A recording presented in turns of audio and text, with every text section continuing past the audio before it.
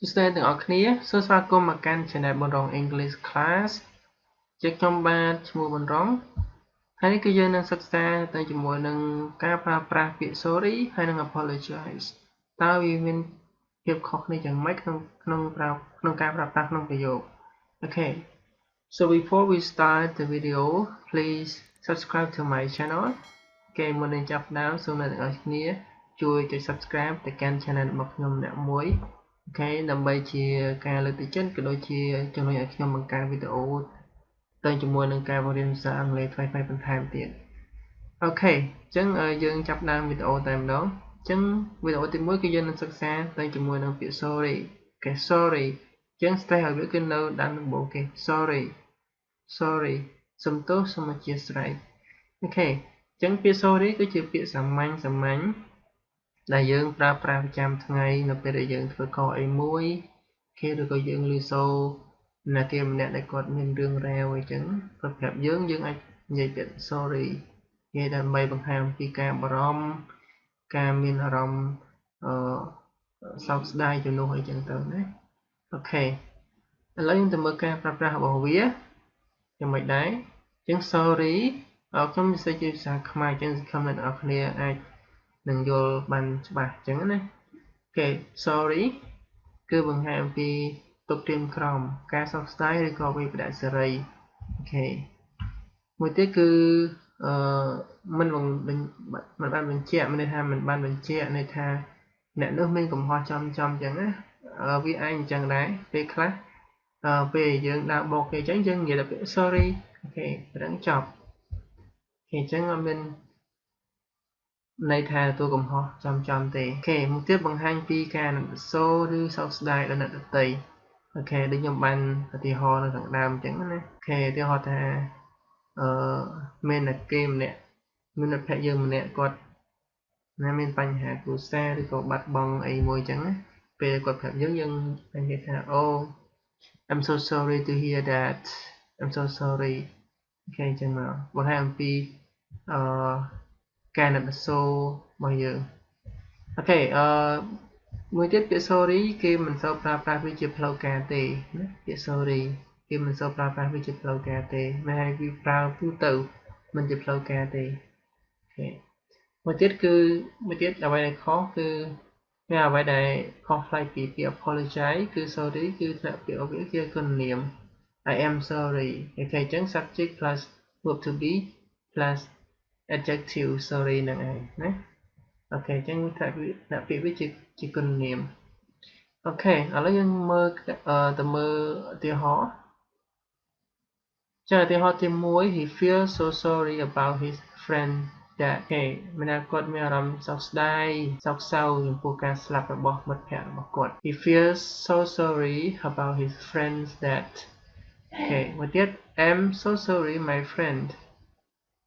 មិត្តភក្តិអើយខ្ញុំសោកស្ដាយមែនតើមិត្តភក្តិខ្ញុំសោកស្ដាយមែនតើI'm so sorry my friend មួយទៀត Jesus Christ you are dead have I'm sorry that I came too late អូខេព្រះជាម្ចាស់អើយអ្នកស្លាប់ហើយជួយផងអ្នកខ្ញុំ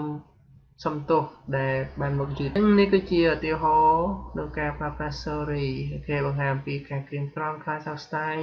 ផ្សេងណាចឹងសង្ឃឹមអ្នកនរគ្នាអត់ទាន់ហើយកុំភ្លេចជួយចុច subscribe channel របស់ខ្ញុំអ្នកមួយផងហើយក៏អរគុណទុកជាមុនផងដែរអ្នកនរគ្នា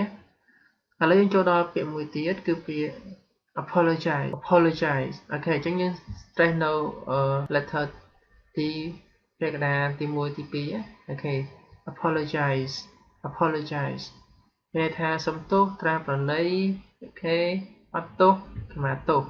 គេយើងប្រើប្រាស់វាទៅតាម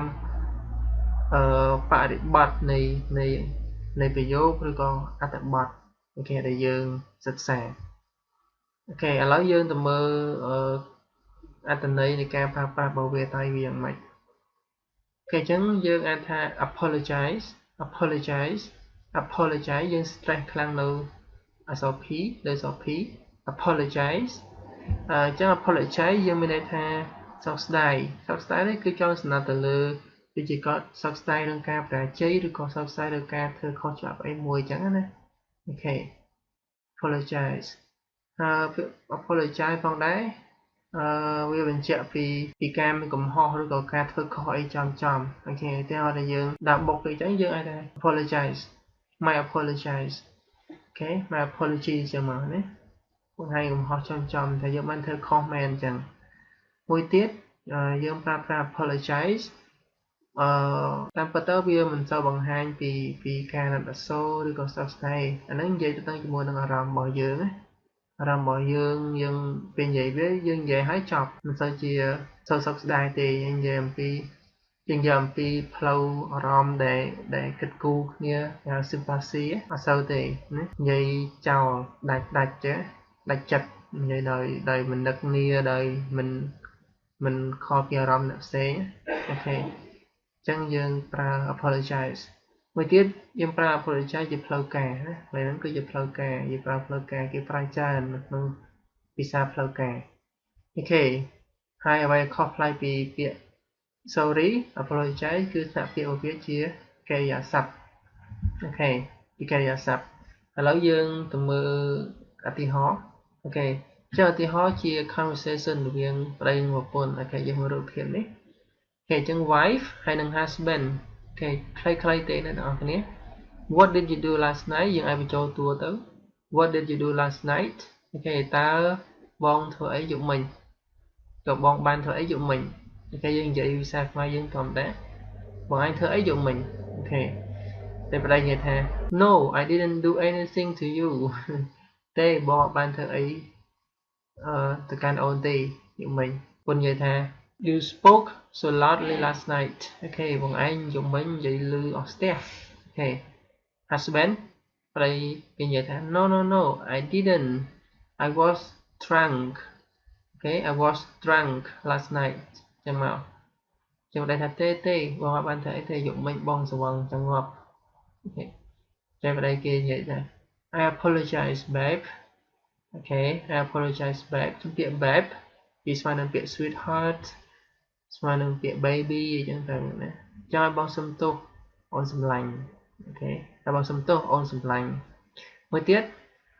I apologize for leaving you alone ឲ្យខ្ញុំសុំទោសដែលទុកឬក៏ឲ្យបងសុំទោសដែលទុកអូខេអូននៅម្នាក់ឯងជាងចូលតួទៀតណាខ្ញុំសុំទោសសម្រាប់ទុកអូនឲ្យនៅម្នាក់ឯងឬក៏ឲ្យបងសុំទោសចំពោះការទុកអូននៅម្នាក់ឯងចឹងមកអូខេឥឡូវយើងមើលឧទាហរណ៍មួយទៀតចុងក្រោយ Did you think I was being rude last night តើអ្នកគិតថាខ្ញុំឆ្លើយណាស់យប់មិញ Did you think I was being rude last night តើអ្នកគិតថាខ្ញុំឆ្លើយណាស់យប់មិញឬក៏ខ្ញុំบอกថាយប់មិញតើអ្នកគិតថាខ្ញុំឆ្លើយមែនអូខេយើងបកចឹងក៏បានដែរអូខេតែមកនិយាយថា I apologize គឺគេនិយាយឥឡូវណា I apologize ខ្ញុំសុំទោសផងខ្ញុំឆ្លើយមែន